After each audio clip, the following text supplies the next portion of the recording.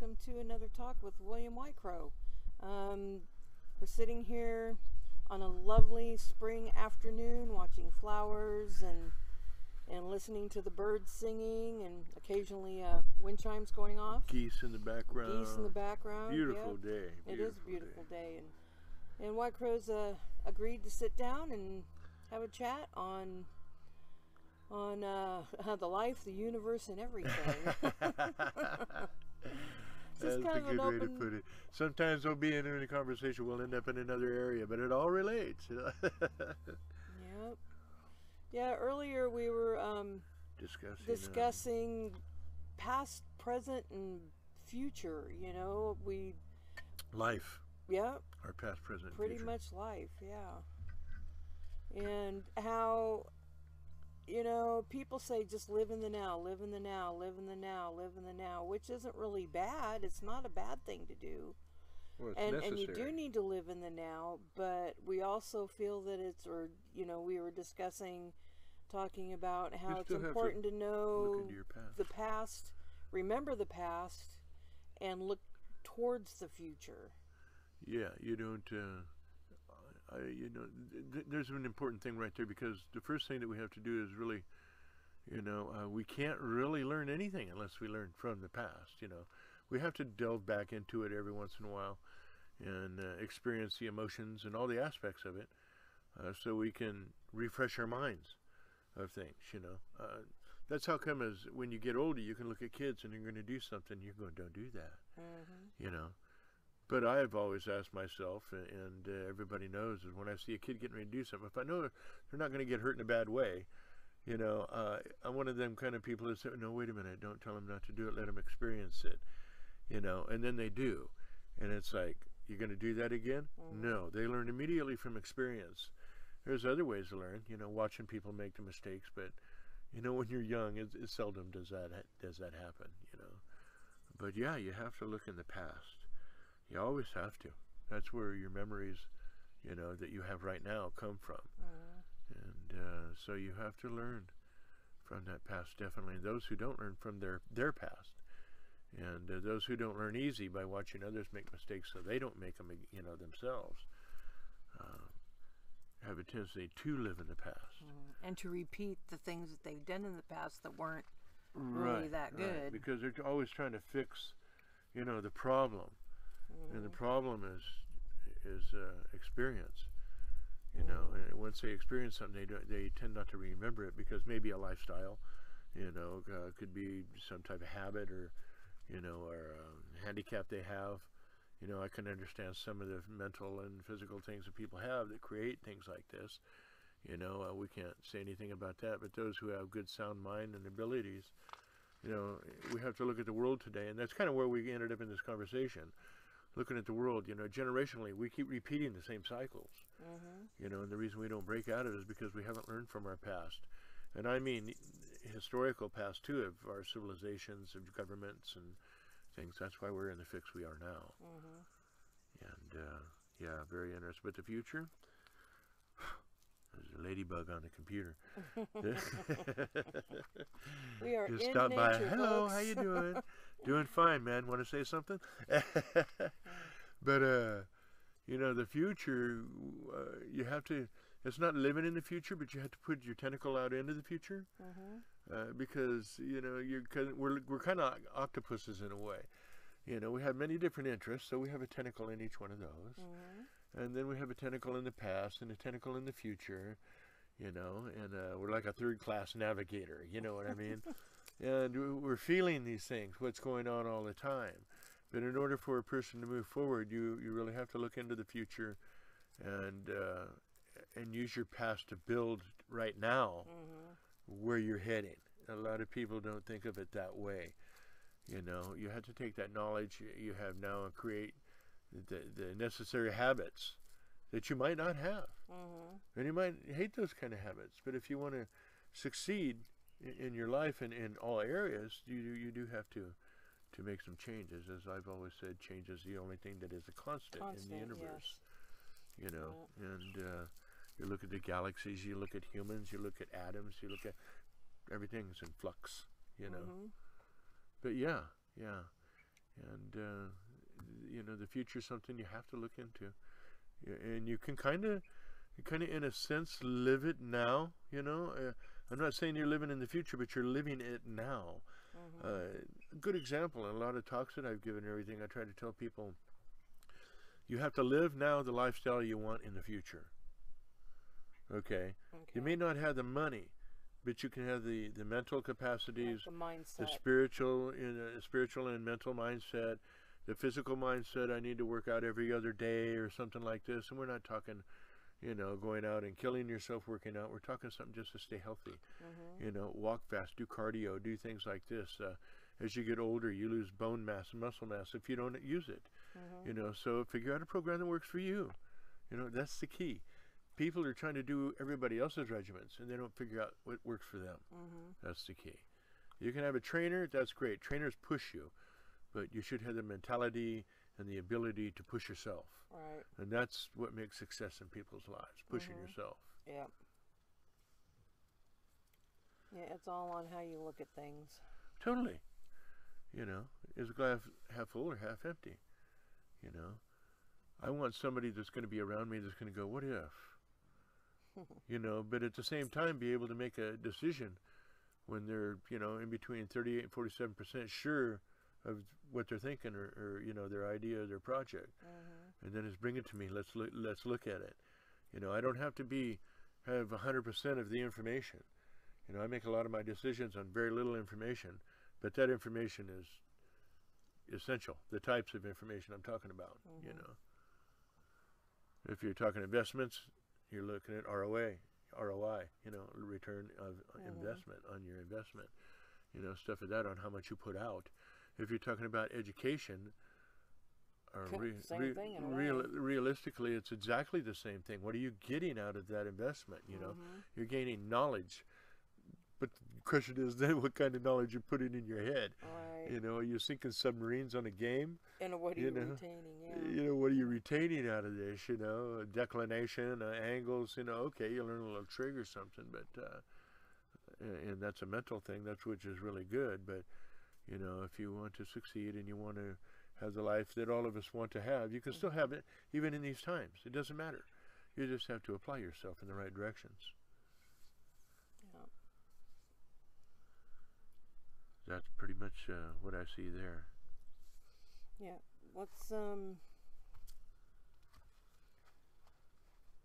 Whatever happens now is affected by whatever has happened in the past.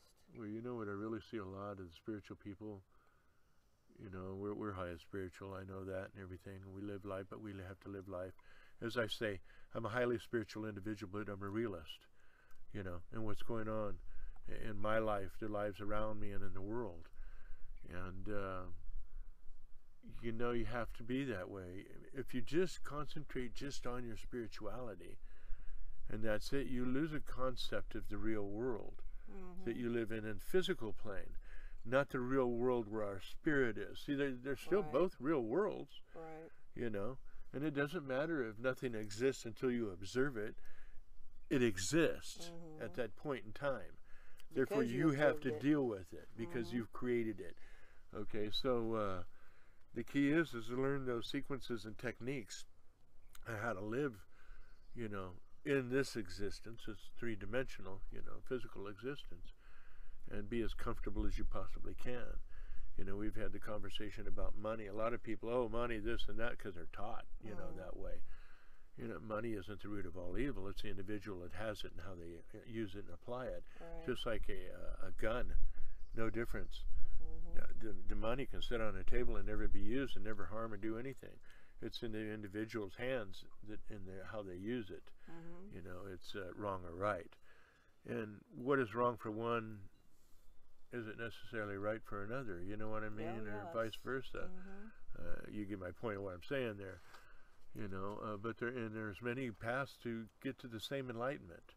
Well, we all have different lessons we have to learn too, right? Exactly, and different experiences, you know, not just lessons.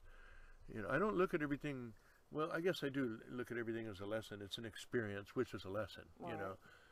But some people get the deeper details of their experiences. And some people just get the superficial aspect of it.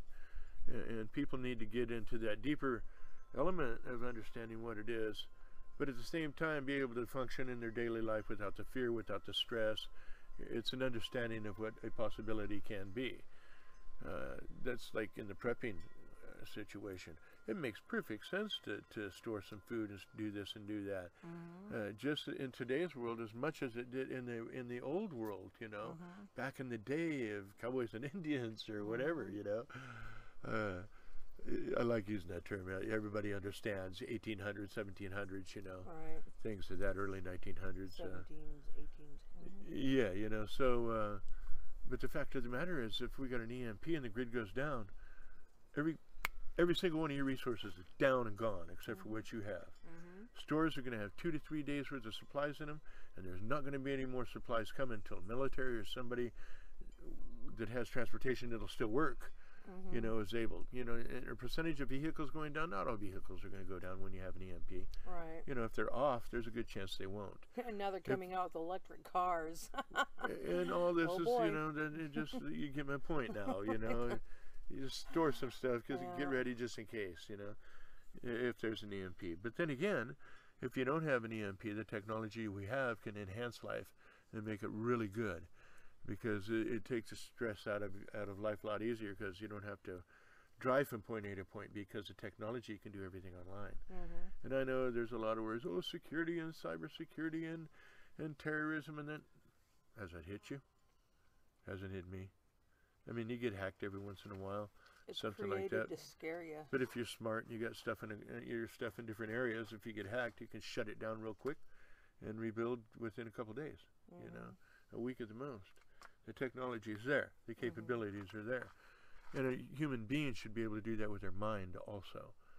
You know, develop ourselves to the point. That's why when I do radio shows and stuff, you can bring up a topic. I can talk about it. You know, that's where everybody's mind should be. Study as much as you can about it, as much as you can. You know, as many things as you can. And, Could take a while. you know, a lot of people, the glory of one thing is a failure of another, you know, to a point. You know, it depends on how you look at it. You just made me think of religion, and it's like every single religion there is on this earth pretty much is a control, other than Well, sure. religions. I don't even like to use the word religion. You but have religion, belief systems of the self. I think I know where you're going. You know, you have your own personal belief system, which isn't a religion. It's what works for you. You know, and I think everybody's personal belief system is a mixture of ancient Chinese, Native American, you know, all the cultures around. You know, you get down to the basic, there are some root basics of them. You know, and that's belief system. That's not religion. And I had a Gregory, the guy that interviewed me just a couple days ago, Straussbach, I think, Bog. It's a German name. I have a hard time pronouncing it. Sorry about that, Gregory. But I'll get it better one day. I know I will. But we were talking about, and he believes in Jesus, you know, and he follows him 100%. But you know, one of the things he says is, Jesus didn't come here to create a religion. You know, and I just, man, that's exactly right. You know, and he goes, and you believe the same thing that I believe in, you know, the energy, the force, the good, the bad. And I said, and that's what it's about, you know.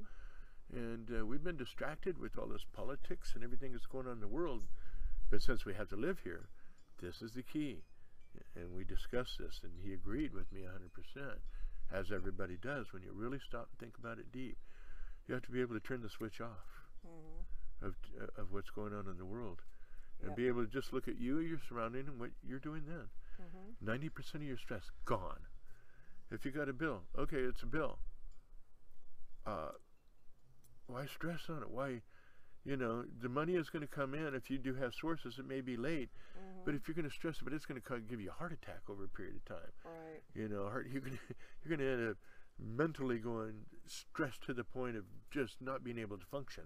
I've seen people do it, and it happens to all of us to a point in our life until we learn how to do that. You know, so learning how to turn the switch off, news, media, all this type of stuff, every single day. We don't listen to the news. We don't listen to this stuff. We'll read and educate ourselves, and if we want to watch something, we'll go to a news channel and watch on that one particular thing.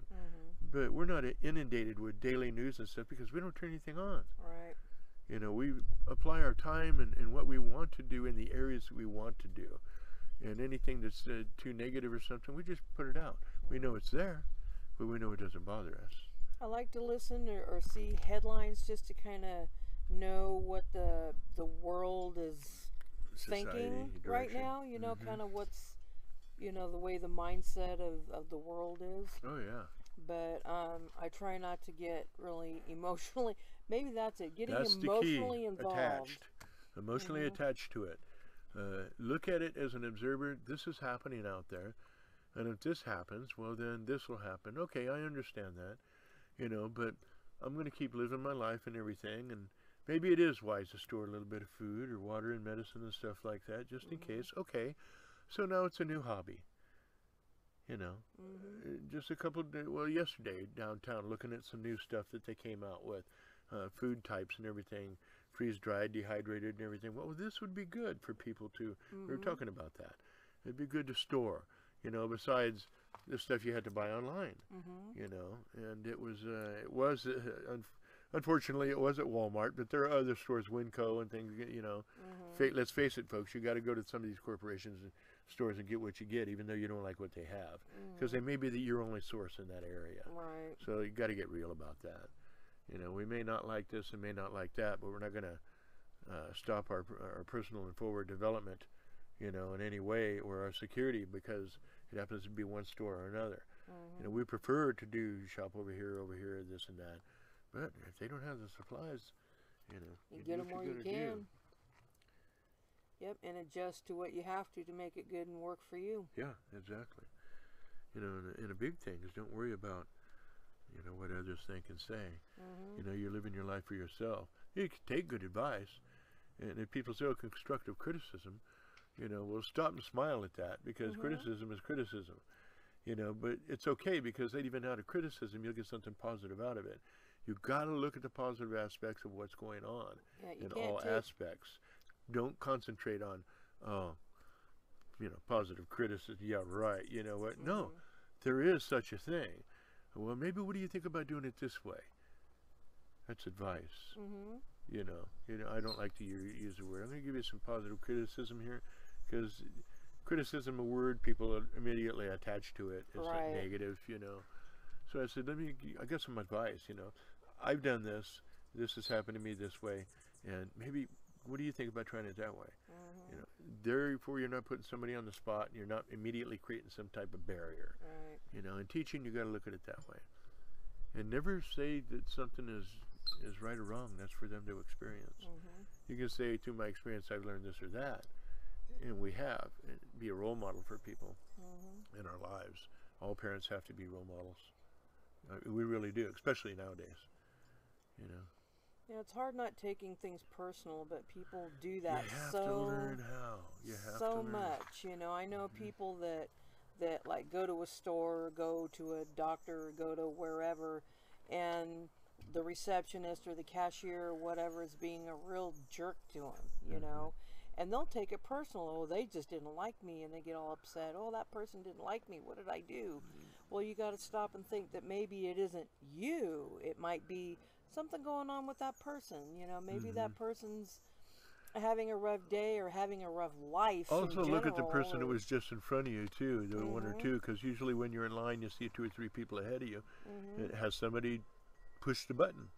You know, that's how come when I hit a check, a cashier, you know, a check or whatever, you see it. What's the first thing I do? Crack a joke about something. And it just puts them in a oh wow, a different mood. You know, and they kind of smile and. Yeah, you know, how's your day been? Well, it's been one of those days. And you relieve them of some stress just by letting them be a sounding board, you know. Well, everything will work out for you, man, you know. You're doing a great job. You just keep it up, you know.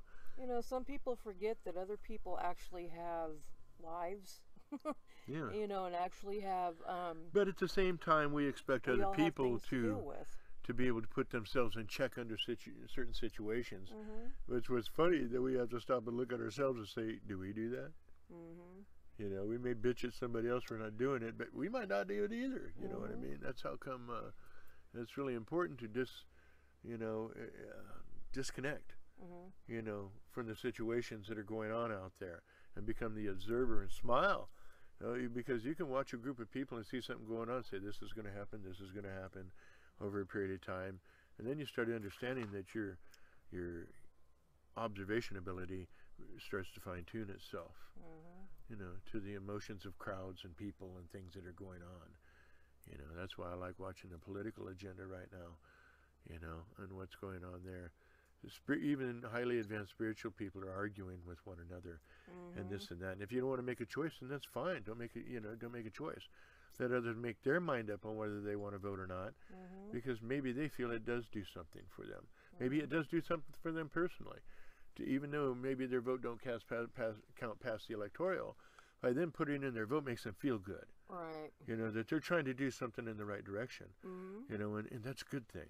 That's a good thing. Right. Because that gets them in the mode to do more at the local level of voting if they never voted before. A lot of people out there don't vote. And then things change, you know, at the local level, and they didn't vote at that local level, and then they bitch about it. Don't bitch if you haven't taken the process. Right. No, you know, I understand with the electoral vote thing, the electronic ballot, we know the computers can screw up there. Oh, sure. And things can be different, you know. I think we need to go back to the old punch card. You got a hole in the card, they know exactly what you voted for, period. You know, and all the rhetoric and out there. Disconnect from this crap. Disconnect from the political situation. Disconnect from the war and everything that we could possibly be going into, you know, as time goes on, you know. Let's face it, man has weapons. They always use them on one another. They have to test them out. That's why they build them. They look forward to the next conflict. We're continually fighting, not necessarily in wars, but we're continually fighting in conflicts around the world. All of us are. All the countries are. And everything. So we have to disconnect from that because we worry too much about that. Yep. You know, we may have loved ones over there. I was in war, you know, in combat and stuff of this nature. I thought about me and my bros over there. Very seldom did I think about anybody home. If I did that, it might create me to get depressed or something, and I do something wrong. You know, and then those people that are home are worry about you when they see your letters and this and that, you know, and of course the closer ones are always wondering what you do, your family, you know, and everything, but you have to disconnect even at that point and concentrate on what's going on, you know, with you right where you are. Right. And I think that's the biggest mistake of a lot of people. They get so wrapped up in the world around them and the things that are happening politically and everything. And you know me, I do a lot of social experiments. I throw stuff out there with Trump and Bernie and Hillary all the time to get a reaction. And I know I'm kind of chuckling and smiling right now because those are just fishing lines with hooks. You know, and I want to see how people are going to react. And people will think you're voting or going to be one way or the other. And that's not necessarily the case. You're observing and watching and trying. You're fishing. You're out there throwing a line and reeling it back in and jerking it every once in a while to see what's going to happen. That gives you a good sense, like you were talking earlier, of where society is at, you know, and people are at. And it doesn't matter what they say they are. You know, the words are in the action of what's going on. It still amazes me how naive so many people really are. I don't know. Well, most people are brought up to stay in kind of one area, one zone. They don't do, like I have done and many, many other people, look into other areas, educate themselves in other areas. I guess the best way to put it is like Jack Nicholson on the movie The Bucket List. You know, they've never made a list, you know, a bucket list of things to do. They kind of flow from one day to another. Right. Those who really make movement in their lives and everything have a list. Right. And they go out to accomplish all those things. Whether it's work, play, or business, doesn't matter. They got the list and they look at it all the time. Literally, written down list. And they'll look at it all the time. Or they'll think of something like I have going down the road. Oh, left turn time. And you end up on a volcano. You know, or you end up in the middle of the desert, or you end up in the middle of a town sitting on a corner watching people. You know, how many times have I done that with young people? Just want you to observe and tell me what you see. Very few people do that anymore. The oldest learning experience there is. Yeah, well, so many people are just caught up on their own, in their own personal, lives, taking care of kids, taking care of each other, or And yourself, or yeah. your families, or whatever, and Hand me that. Okay, yeah. it's easy to Well, it's easy to get sidetracked when you get all those responsibilities. But we don't turn around and look at those responsibilities in let's face it, when you got a young kid, you have a young child, you're on demand. That's it, period. When that child cries, you get up and you go do what you have to do. There are times in things, and this is another aspect of what what a lot of people understand. There's things you can't change.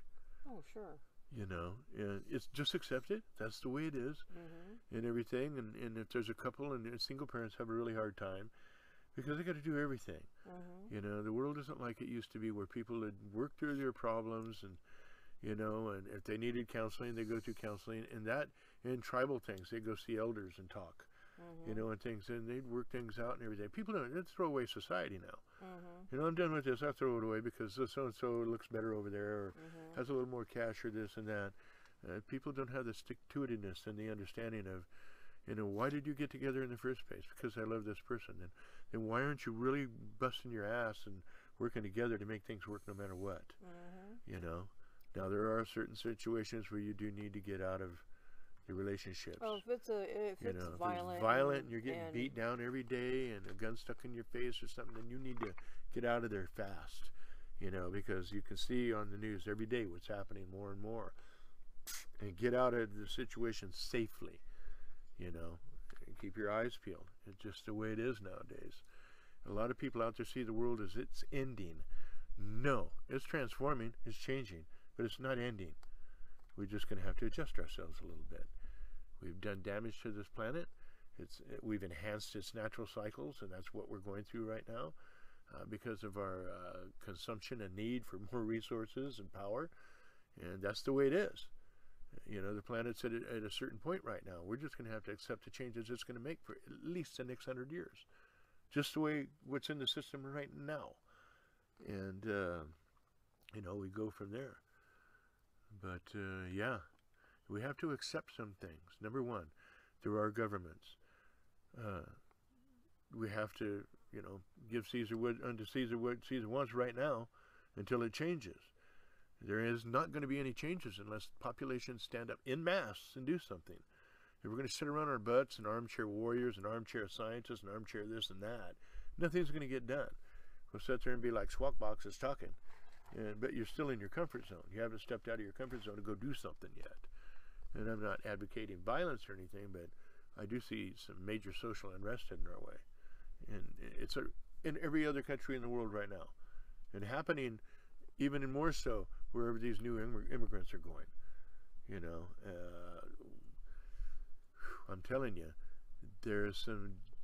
once you get a population in your country that is radical and everything, it's hard to get them out. And then you got to go to more violent means to quell that situation. And then once they see you getting on their families and their relatives, then more people are going to come in and be dissatisfied. So it's a lose-lose situation here. That's how come I look at what's going on, and I think everybody should be able to live peacefully and this and that, and be able to get out of bad situations. But I think also countries need to stop and look.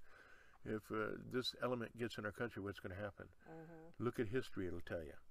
Yeah. You could be signing the signature at the end of your way of life by letting certain types of individuals and people in. Now, who makes those decisions? Hey, man, fact is, you're going to be looking at people's past histories and everything. You really need to do that, even within in your own life. If a person's been a manipulator, don't let them in your life. If a person is so insecure that they can never get anything done, and they need somebody, like some of the people we've dealt with, they need somebody to always be there for them and be their attaboy.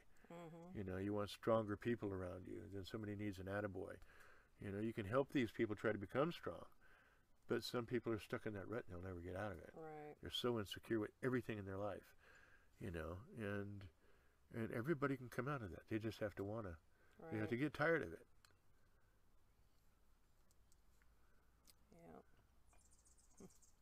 I have an off-the-wall question for you. Uh-oh. Why do you think, I kind of know the answer to this, but I just want to have your take on it. Why does the United States always get into other people's wars? Well, they always seem to get into there's wars, and they start them for no real apparent reasons. Couple simple factors. Number one is resources. What do you have that I need and want? Mm-hmm. You know, big kid on the block. You know, listen here, we'll kick you a couple $1 million. You know, and we'll install you in power. And there's always going to be kickbacks when you got power, and you got our intelligence backing, our military backing. Same with Saudi Arabia. They had oil. We put our military over there to protect them. And now look at what we're running into now in today's world. 9/11, you know, most of the people involved in the operation were Saudi, even though we know also it was an inside job. Who's the first people that they got out of the country secretly? Was the Saudi families and stuff like that. Boom, when 9/11 happened. You know, everybody knew what was happening ahead of time. That's why they do it. You know, resources, basically, right off the top. Or they need a strategic point to put, you know, some of their people in military base and embassy, you know, because you never know exactly what resources are in a country. So you put an embassy in there and you be all friendly with them, you know, until they give you a reason not to. And we're doing a lot of that in Africa right now. We're so into Africa and battling right there right now, and there's so little on the news of it. It's unbelievable. That's the next big pinch point right there. Africa and the polar regions. That's a deal right there. Well, what kind of resources would be in the polar regions? Oh man, other than ice fish, and oil. water. Oh come on, you know, really, fish, oil, all kinds of stuff. You know, lots of resources there. Lots of resources. They do a lot of gold dredging, you know, in the ocean up in those areas on along the shorelines and stuff. You know, and with the value of gold and where the economic situation is going right now, you know, more silver, more gold, more things of this nature is really a beneficial move. If you claim an area right now, and then have your military start backing it up, you know, so there'll be no future provocations, you know, coming into your area. So you know, it's going to be an interesting future. But you know, that's the reason we really do the international thing, commerce. It all boils down to the resources, you know, and whether you're a friend or not. And if you're a little country and you got another big country pushing you, trying to push you around, oh, what a great time for us to move on in there and say, hey, you know, tell you what, you let us put our base here, strategic point, of course, and we'll help you out this way and that way. You know. And if you don't let us do that, then we'll just... How about if you just become a territory, and then you can use our currency, and you can still have your own elections and your own votes here and everything. And guess what? You can even vote for our president. You know what I mean? Help put your votes to our president, and we'll stabilize your economy. We'll bring you more commerce, you know, tourism. You know, it's all about industries, you know, making the money, making the buck. And pretty much that's why we do it. Strategic point and resources, one or the other. And then tourism will come along after that. All right. Resources and money. Yeah. Money makes the world go round. We're in a weird point though right now, where religions are really battling, and governments, the goods and the bads are starting to take sides. Right. You know, and this is can be a very, very dangerous period of time in history. Probably one of the most dangerous, in my visions and things that I've seen, conversations we've had, it's one of the most dangerous times in human history, period, right now. Yeah. Yeah, because it is becoming more than just resources. Battles are there. Well, it hasn't.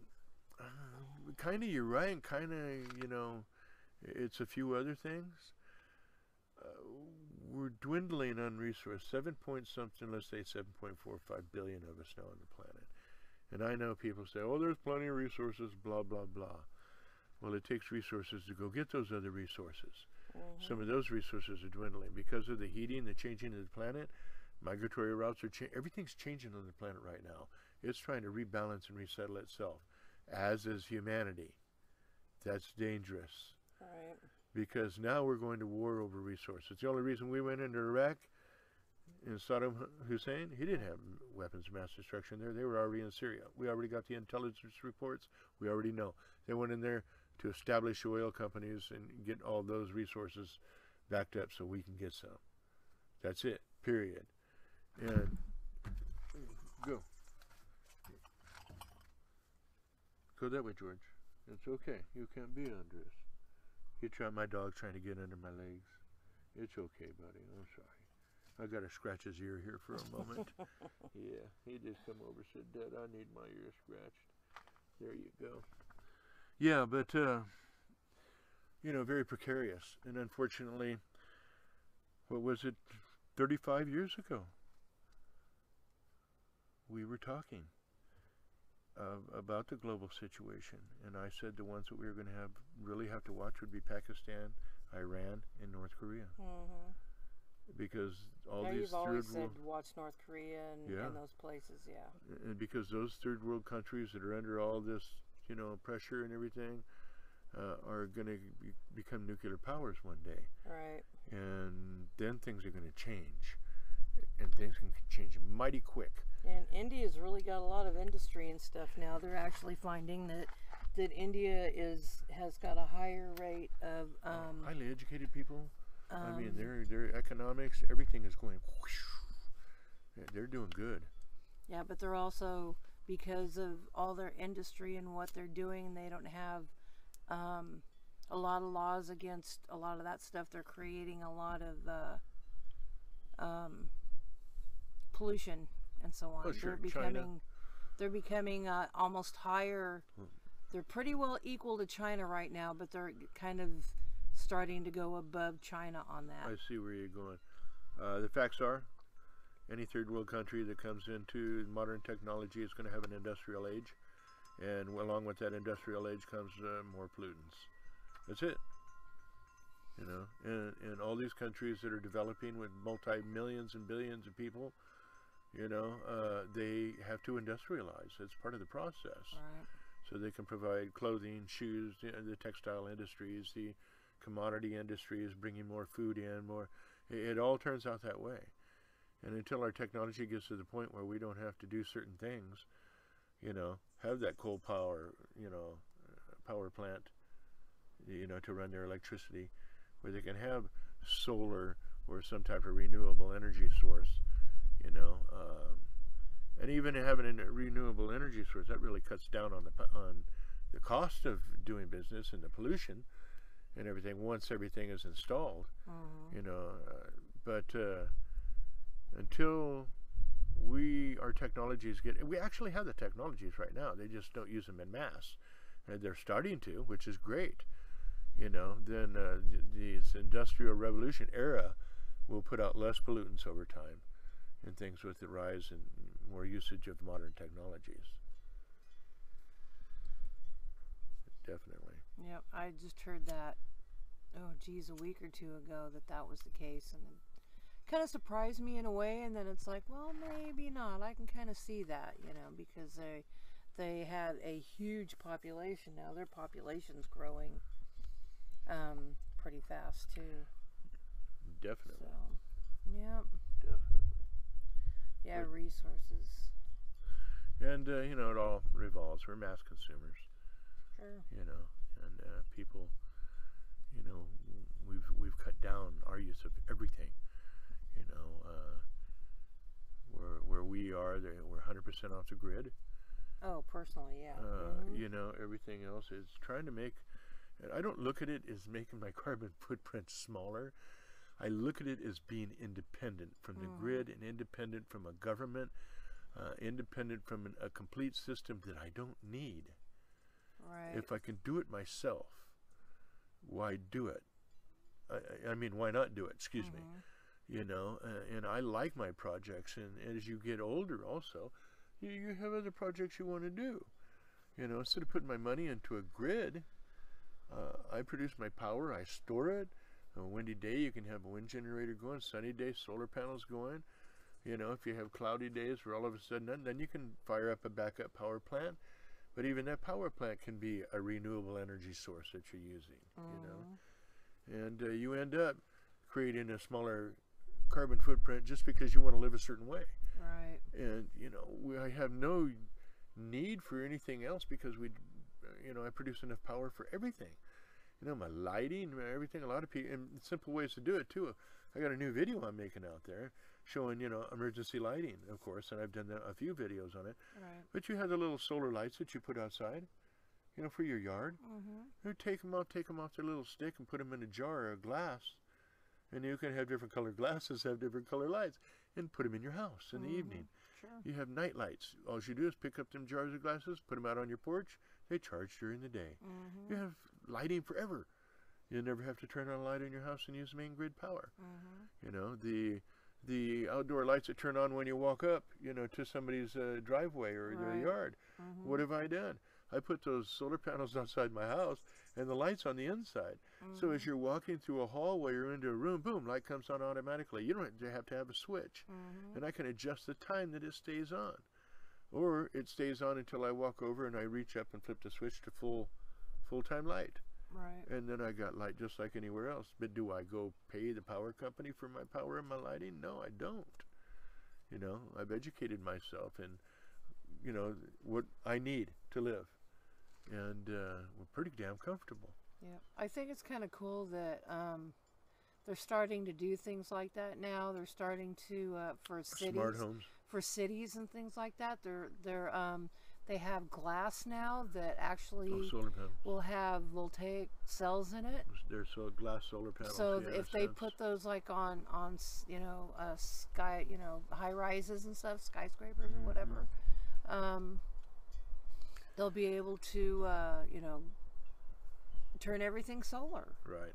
Yeah. You know, I mean, of course they'd have to have. Well, they have paint but that they're can so do that now. and they're so sensitive that it can be like hardly any light in order for them to work. Right, exactly. And what we're just starting to do now is get into multi-spectrum solar collection, in a sense, if you want to call it that. Different spectrums of light, you know, hitting your panels, and then we're collecting that. That's the next generation of panels. But they have paints. They have all kinds of stuff now that collect energy and power and stuff. But, you know, you're getting into another pet area of mine of cities. You know, we talk about life, the universe, and everything, you know. Our cities, our agriculture, and everything needs to be done totally different. But really, that's another talk, you know, because that can go on for 45 minutes to an hour. Yeah, and some of that's already starting to happen, too. And a lot of it is. But we've talked about it for years upon years upon years, and now it's happening. Cities can be totally independent, creating their own power, own everything. Each building, each home, everything create its own power. You don't have to have a grid. And that way, if something goes down, you have a natural disaster in one part of the town, the hospitals are still operating. You know, your home is still operating, you know. You don't have power lines dropping and electrocuting people, causing, you know, fires and stuff like this, you know. If all of a sudden you have an earthquake and you can get to your main power box and shut it down, everything's down. That's it, gone, you know. And the key is I think now with the solar thing is to be able to shut each panel off automatically. If something happens, a panel breaks or whatever, or if there's a natural disaster and things get tilted or broke or something, boom, boom. Each panel automatically shut down because it's maybe center of gravity is off or it's been struck or something of that nature. So you don't have fires. Fire departments with large arrays of solar panels on the roof, they don't like to fight those fires. They know how to fight them. But solar panels are continually creating electricity. Oh, power, yeah. That's true. You know, so you I hadn't thought of that part. Oh, yeah, that would be kind of a problem, couldn't it? Well, I kind of look at everything. That's why. Yeah, you couldn't just call the power company and say turn everything off. You can go to the power box at the house and turn it off. Yeah. But that power still, as long as the sun is hitting those panels, they're going to keep producing electricity. So the only other thing I was thinking of having something at the top, they could just roll right down over your panel and shut off all light hitting it. Then you'd still have maybe a little from sides, you know, coming in a little power, been nothing like the power that these large arrays produce. Oh, and that could be a problem if they use the windows that have those in it. Because if it's always producing power, right, you know, you want to be able to have that system, the panel itself, be able to turn itself off and not collect power anymore. Right. So that means there has to be a fuse type system that'll break, you know, that you can always unplug and put a new one in. That's a perfect panel right there.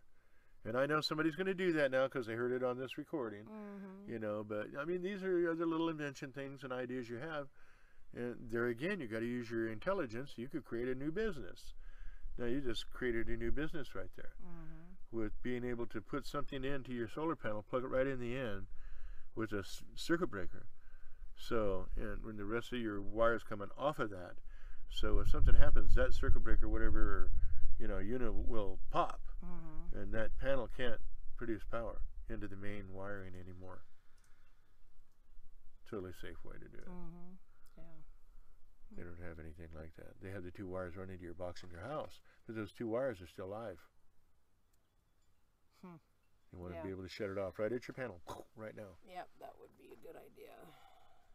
So, see, these conversations end up, you know, coming up with new inventions. Somebody can make some money out there. Okay, send me a little cash if whichever one of you guys out there do that. You know, that'd be appreciated. You know, I got good causes to donate it to. Oh, trust me, he's got all kinds of really cool ideas. Yeah. You know, I got environmental helmets and stuff, but I don't want to get into that. Yeah, you know, that was a good thing. You see Life Universe and everything there. Yeah. But you know, in life right now, really, what people need to do is start chilling. You know, stop worrying about the war in Iraq. I know if you got kids over there, it's going to be in your head. You know, and it's in my head. You know, about some of the people I know that are over there and everything. But the key is when they come back is to help assimilate them back into society, because they've been, you know, been through some shit. You know, and everything, and that's the next step. Well, there's another thought process that can go along with that too, and that's, you know, wars and things like that are almost necessary to happen in order to control the population, because there's so many people on this planet. Well, the wars happen because of resource allocation. Right. You know, they're trying to control this area, control that area, and they're using the word communism, socialism, Americanism, democracy, republic. You know, the fact of the matter is that America's a pretty free system. Most socialist systems fail over periods of times and turn into communism or some type of controlled, you know, environment. And globally around the planet right now, socialist systems are having a problem. And they will continue just because of the matrix, how they're set up. Anything that's controlling nature, man can grow extremely fast when there's open things. I believe in open borders and this and that too, but right now that's going to destroy society and populations, because then terrorists can just run across. I'm fleeing this country because of this. And they're really a terrorist, a trained terrorist, and they get in the other country. Right. And, you know, 5-10 years later, they get all their people together. You know, they got enough of them in over that time, and they start their conflict from the inside. That's when you got problems. It's hard to stop that stuff. Yeah. That's true. You know, so the main thing is for people, you know, and kind of getting back to where we started, is for people to realize that, yeah, these things are happening out there. But these are under the control of governments and administrations and agencies that we cannot say anything about. We can't control it. Right. We can get on the media and say this and say that, but knowing that the mainstream media is controlled pretty much, you're only going to get those that are looking out there. And it's kind of preaching to the choir. You know, when you get on a radio or something, you're talking 90% of the time, you're talking to the people that are interested in the subject already. You're not reaching new people. Right. You know, and over time, you will. That's where movies and movies visually, and TV shows come in. Visually is the way to go. Yeah. And audio too. You combined all of that. If you just I joke about scratch and sniff movies. You know what I mean? Right. If you had movies where there was scents in the air that you could smell and pressure that you could feel, all this so real. You know, and that's where the virtual reality comes in. Your mind thinks things are real. And but what are they doing? War, fighting battle with all that technology right now. They're training a whole new generations in all countries, whole new generation of fighters. Yeah, by teaching them games, using Right. They're not teaching. There's very games few scientific games out there, very few adventure games out there where you can go and create. I mean, they got SimCity and stuff like this, but you know, where you can use all these technologies you have in the games to create instead of destroy. Now, I can understand having a conflict here and there because you have to be prepared for that. You know, if you're not prepared for some type of conflict eventually in your existence, when conflict comes, you're going to be walked right over. Right. You know, that's the way that is, you know. And unless you have enough resources to build bigger armies. and then you get into the And get more escalation, people and military-industrial complex, you know, and the acceleration of arms, things like that. Instead of not making arms right now, everybody's back in the process. And the bad thing is we're talking nuclear weapons right now. And, you know, but that's where our conversation, you know, has to come full circle. Even though all these things are happening, we still have to live our lives. We still have to get along. We still have to do these things. And at the local levels, really big time. Because if any of this stuff happens, people from LA aren't going to come up here and help us. no, You know, we aren't going to go down there and help them. no. You know, you were in your area, you were on your own. So make good contacts, you know, have good neighbors, work together on projects, things like that. But most of all, right now, educate yourself. Educate yourself in all the areas of your interest. Make a new bucket list of educational needs or wants, you know, and have another bucket list of things you want to do physically, you know. And look at me, 62 years old. 4 days ago, I broke out my algebra books again. You know what I mean? You can look at my truck. They're sitting right there in the back of the truck right now. You know, and my electronics books, you know, when I went to college and everything. And continually educate yourself all the time. Read a book a week or a book a month, but do something. Read. You know what I mean? Don't read crap. Read stuff that's going to pump your mind. Stuff you can use. You know, and I'm not talking about just in games. I'm talking real life, you know. If you're a salesman or somebody that has to negotiate a lot, find YouTube articles and, you know, videos and stuff like that on that type of stuff. You know, whatever your interest is. You know, there's many different, you got a library, you got YouTube, a lot of stuff you can do from your home. So even if you're disabled, you can be extremely on top of things. All right. And that's very important.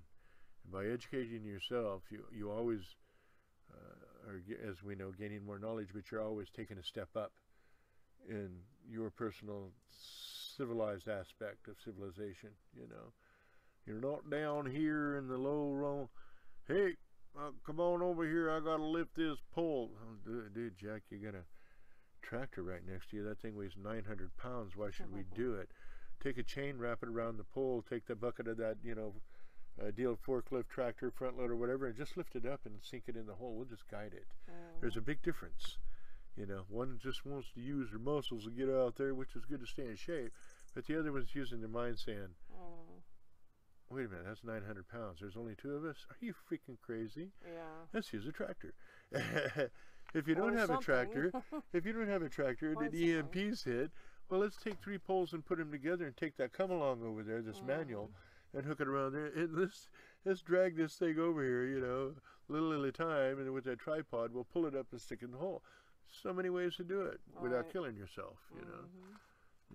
And that's what we need to look at in our lives today. How we want to do things. Work smart, be smart. Start understanding the process of making money work for you instead of you working for money. Now in the beginning, you always got to work for some money to get your projects going. But start learning that process. Money isn't evil. It's how it's used. Yeah, guns and knives aren't evil either. Yeah, it's just how they're used, yeah. Well, okay, well, I guess that'll probably round out our talk for today. Yeah, for just right kind of now. about life and, you know, how you got Yeah. to deal with it and everything. And there'll be many more talks. I don't know. They might get me going on another one after this on another subject. Who knows? We'll find out. Yeah. But, you know, think of your life out there and look at it realistically. What doesn't kill you, I don't worry about. Yep. It makes you stronger. It helps you know, well, you know, what don't kill you make you stronger. That's saying. But also, you know, I really like the saying that they used in Rocky, you know. It doesn't matter how many times you get knocked down. Right. It's getting back up, you know, and I'm a strong individual. You know, and I'm going to do this, and I'm going to keep getting back up until I accomplish what I want to do. And if you have that in life, and it doesn't matter about people around you telling you, oh, you're too stupid, or you can't do that, or all the things are against you for you succeeding at that. Who gives a crap what others say? Get out and do it. Get out and try it. Experience it. You know what I mean? Educate yourself in what you really want to do. If you want to create a business for yourself or make your life better, do the things you like to do and enjoy doing them. If you like doing them 7 days a week, 365 days a year, then that's what you need to go into. You know, surround yourself with good friends, not a bunch of people that are going nowhere in life. You know, and if some people you can see don't seem to be going anywhere, and you're at a higher level, but they look like they want to go somewhere, have a talk with them. Maybe they can help you in some ways, and you help them by giving them your knowledge and what you know how to do, you know. And as time goes on, you build great relationships like that. Keep the negativity away from you. Understand there's things you can't change, and that's just the way it is. Don't worry about your bills. They're going to get paid off. If they don't, well, then you're going to have to work that out. But the more you stress it, the more you're going to give yourself a heart attack, and you're going to forget about the other side of yourself, that spiritual aspect of yourself. Everything is small. Ain't no thing. Let it go. Slide it off you. You know, as I say, be like Rain-X on a windshield. You know, you put Rain-X on your windshield and you go down the road, you don't even need your windshield wipers once you hit 45 or 50. It just rolls off your car, you know, your window. That's a... You know, some things will never change. Yeah, exactly. So don't stress on the government. Don't stress on the political thing.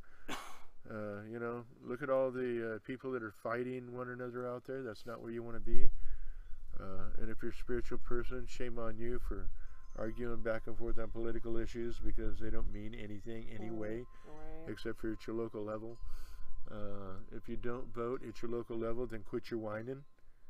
You know, because that's where your vote does have a chance to count. Right. You know, and if you don't vote at your local level, then you have really nothing to say. Right. Because you haven't tried to change, taken the action, positive action. Right. You know, they say knowledge is power. That's bullshit. Knowledge is not power until you use it. Right. You have to put it to action. Yep. And with that said, I got to take a break because I got a few things to do, and we'll talk to you all later. Yep. Bye. And, okay. Bye. Have a good day.